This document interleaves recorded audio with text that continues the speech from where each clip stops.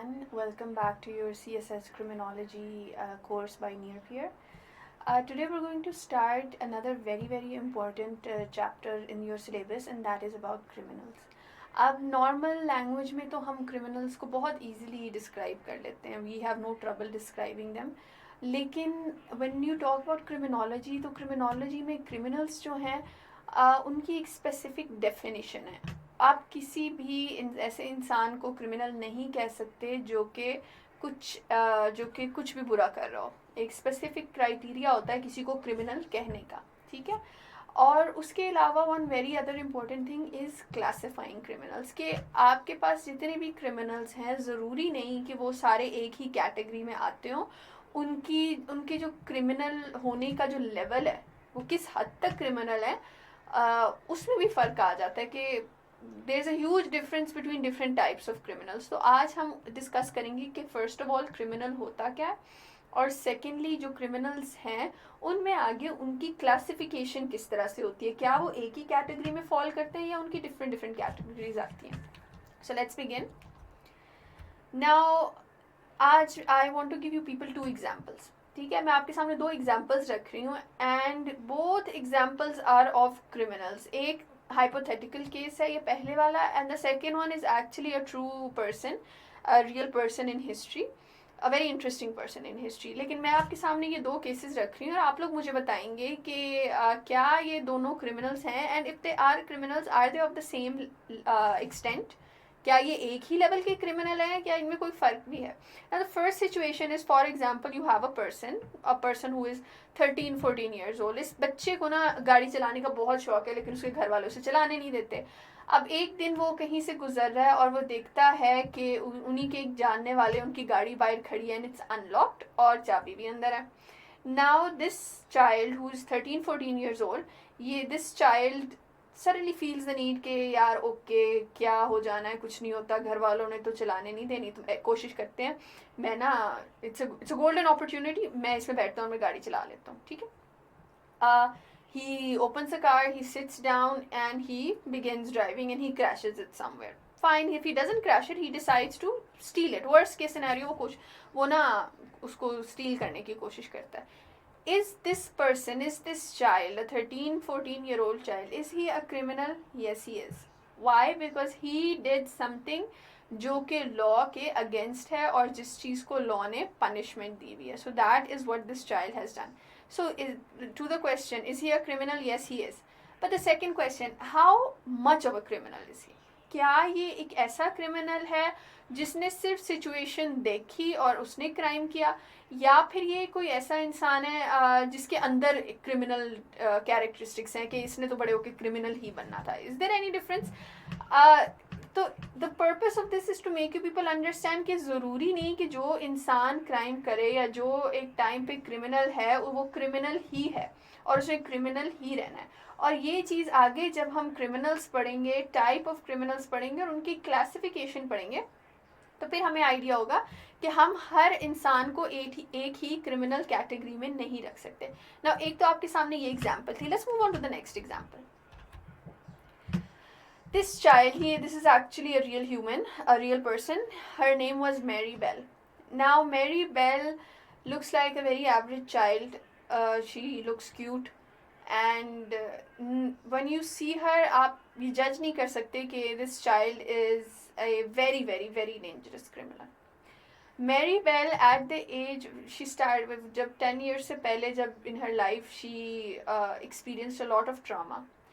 और वो चीज़ें बाद में जाके पता लगी कि why she turn into a criminal. उसकी her mother was a prostitute and her mother's clients and her mother would abuse her. So this child growing up, she enjoyed torturing other people and other creatures. She would torture animals, she would torture and bully her classmates and whatever. At the age right before her 11th birthday, Mary Bell, she was 11 years old, she went and she killed a 4-year-old boy.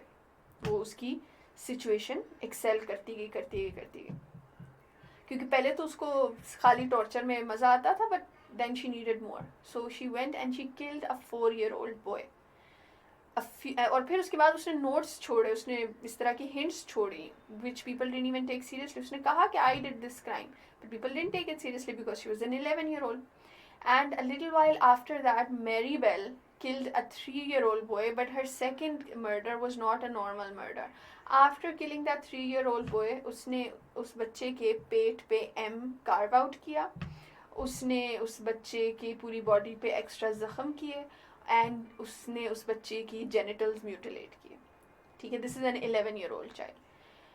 अब Mary Bell went to prison. उसके बाद इसके साथ जो बाद में मतलब how her life went on ahead, वो हम एक और टॉपिक में दोबारा इसमें फर्दर डिस्कस करेंगे. लेकिन the purpose of mentioning Mary Bell over here is, क्या इस क्रिमिनल में और पिछले क्रिमिनल में कोई फ़र्क नहीं है?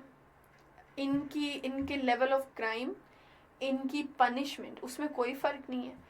And one very important thing, इनकी जो बैक स्टोरी है, इनके जो माइंड में चल रहा है, इनकी लेवल ऑफ ईवलनेस जो है, ये कितने ईवल हैं, क्या वो सेम है और इज इट एक्चुअली डिफरेंट? तो विद दिस एग्जाम्पल आप लोगों को आइडिया हो जाएगा कि all criminals are not of the same type, they not of the same level and not of the same category. ज़रूरी नहीं कि कोई इंसान जो मौका देख के छोटा सा क्राइम कर रहा है, he is the same as a psychopathic killer. Mary Bell is a psychopathic killer, पिछले वाला वॉज अ नॉर्मल पर्सन जिसने ओकेजनल क्राइम किया. तो the purpose of telling this is to make you people understand कि हम criminals के बारे में क्यों पढ़ रहे हैं और इनके बारे में हम किस एक्सटेंट तक पढ़ेंगे और क्यों हम क्रिमिनल्स को क्लासीफाई करें. क्योंकि जब हम क्रिमिनल्स को क्लासीफाई करेंगे फिर उसी हिसाब से हर क्रिमिनल की टाइप के हिसाब से हम उनको हैंडल भी करेंगे. Now, first of all, who are criminals? Basically, the word criminal, इसके दो origins हैं. Some say it is from the Latin word criminalis, while others say it is from the French word criminal. If you want, go for a quote over here. ठीक है, society prepares the crime, the criminal commits it. Society जो है वो crime तैयार रखता है, criminal जो है वो सिर्फ उसको commit करता है. जो सर्कमस्टांसेस है वो हमारी सोसाइटी में आती है, जो क्रिमिनल है वो उसको कमिट करता है. अब ये why have I mention this over here, ये वाली जो आपका कोटेशन है, it can be used in many other topics. तो if you want you can go for it, if you want you can go for similar quotes. तो ये ऐसा coat आप यहाँ भी यूज़ कर सकते हैं, आप सोशियोलॉजिकल पर्सपेक्टिव में भी कर सकते हैं और बाकी में भी कर सकते हैं. So who are criminals. अब आ जाते हैं क्रिमिनल्स की डेफिनेशन पे कि हु इज़ अ क्रिमिनल. हमें क्राइम का पता होगा तो हमें क्रिमिनल का भी पता होगा. क्रिमिनल्स के बारे में कहा जा रहा है, an individual who has been found guilty of the commission of conduct that causes social harm and that is punishable by law. कोई इंसान अगर कुछ ऐसा गलत कर रहा है जिससे किसी का नुकसान नहीं हो रहा या फिर जो कानून में उसकी कोई सज़ा नहीं है, तो वो इंसान क्रिमिनल नहीं है. चाहे हमें उसकी की हुई हरकत जितनी मर्जी गलत लगे, अगर उस हरकत के बारे में, उस एक्ट के बारे में आपकी लॉ के अंदर कुछ ऐसा मेंशन नहीं हुआ हुआ और उस एक्ट की कोई सज़ा नहीं लिखी हुई, तो वो इंसान जो है वो आपको वो उसका काम जितना मर्जी गलत लग रहा हो, वो क्रिमिनल नहीं हम उसको कह सकते. So this is a definition by the West Encyclopedia of American law. Once again go for authentic definitions. And the second thing is a popular term for anyone who has, this was one of my second favorite definitions.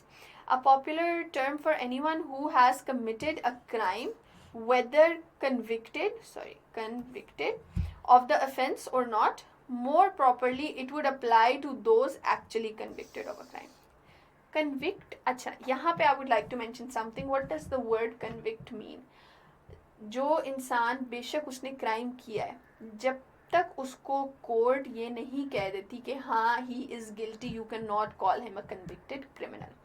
तो basically ये definition हमें बता रही है कि एक इंसान अगर उसने कुछ गलत किया है और वो लॉ में गलत है तो ही इज़ अ क्रिमिनल. लेकिन ज़्यादा ये डेफिनेशन किस पे अप्लाई होती है? जिसको कोर्ट भी कहता है कि हाँ इसने ये काम किया है. So a convicted person, a convicted felon is someone जिसको कोर्ट ऑफ लॉ ने गिल्टी कह दिया. तो ऑलवेज रिमेंबर, जब आप ये टर्मिनोलॉजीज यूज़ करते हैं तो the word convict you will use for someone who has been termed by court. Classifying criminals. अब ओवर द टाइम क्या हुआ, when people began studying criminology, लोगों ने कोशिश की कि हम कोशिश करते हैं किसी तरह ना क्रिमिनल्स की कैटेगरीज बना लें, और बहुत ज़्यादा इस तरह क्रिमिनोलॉजिस्ट थे जिसने ये कोशिश भी की। उनमें one of the first was Enrico Ferri, who was one of the early criminologists who attempted to classify criminals during the 19th century. इन्होंने क्या किया, इन्होंने criminals की classification start की, और इनकी classification के according there are born criminals, there are criminal madmen, criminals by contracted habit, occasional criminals and criminals by passion. अब ये जो जितनी भी इनकी categories हैं, they are perfectly fine, लेकिन बात यहाँ पे आ जाती है कि कैटेगराइजेशन हम जब भी किसी चीज़ की करते हैं तो it should always be either this और दैट, ईदर ब्लैक और वाइट, कोई ग्रे एरिया उसमें नहीं होना चाहिए। तो इनकी क्लासिफिकेशन में इशू कहाँ आया और Y it was not considered the most famous is because बहुत ज़्यादा ओवरलैपिंग हो रही थी। ऐसा भी था कि एक क्रिमिनल बॉर्न क्रिमिनल भी है और उसके साथ साथ वो क्रिमिनल बाय पैशन भी है।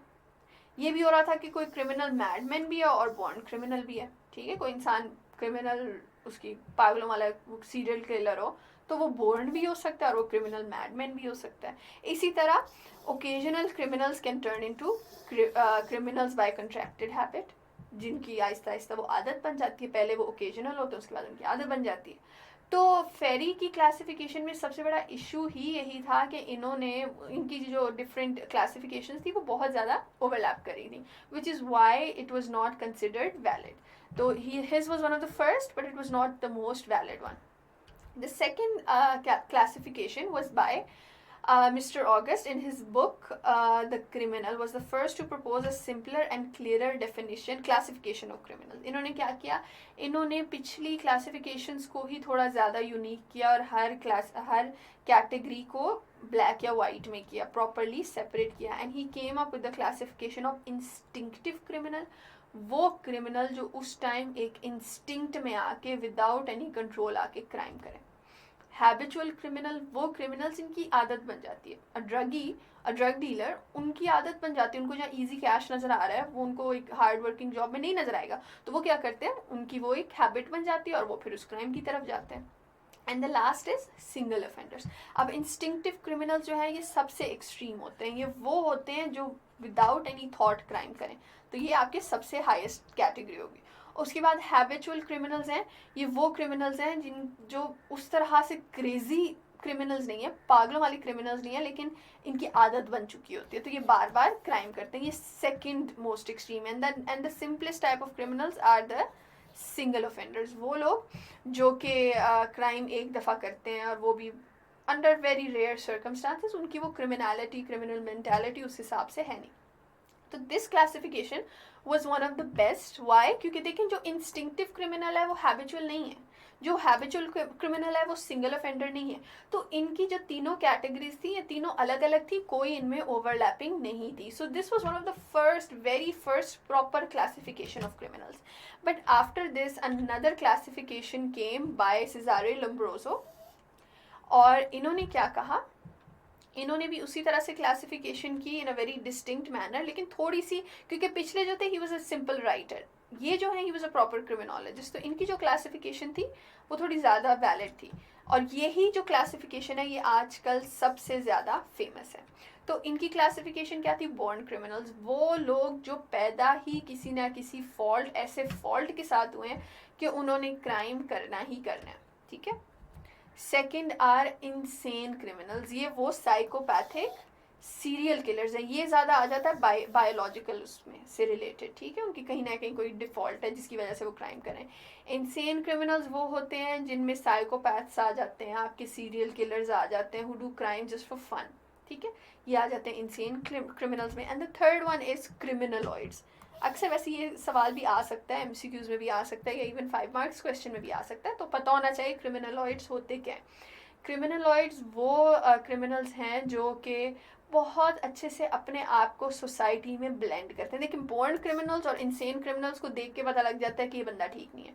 जो क्रिमिनलॉइड्स हैं ये वो लोग हैं जो सोसाइटी में सही से मिक्सअप भी होते हैं, अपनी एक प्रॉपर आइडेंटिटी भी रखते हैं, लेकिन उनकी एक दूसरी साइड भी होती है जिसमें वो क्रिमिनल एक्टिविटीज़ कर रहे होते हैं।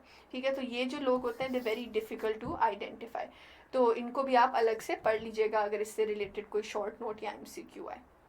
तो I hope you have an idea कि किस तरह से क्लासिफिकेशन हुई है। So after we have done the different classifications of criminals, आपको आइडिया हो गया कि हम क्रिमिनल्स को क्लासीफाई क्यों करते हैं, आपको आइडिया हो गया कि क्रिमिनल होने की जो शर्तें हैं, किस बेस पे हम किसी को क्रिमिनल कह सकते हैं, वो क्या है।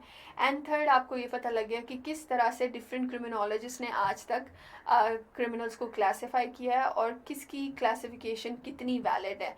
आज in today's time the most valid and well known is the one by Cesare Lombroso. So after this we are going to move ahead to the different types of criminals mentioned in your syllabus. आपके syllabus में अलग अलग criminals types with name mention है, ठीक है। तो हम उनको डिटेल में पढ़ेंगे क्योंकि उनसे रिलेटेड आपके 10 मार्क्स क्वेश्चंस भी आते हैं और 20 मार्क्स क्वेश्चंस भी आते हैं और पास पेपर्स में आ चुके हैं। सो सी यू देन, अल्लाह हाफिज़।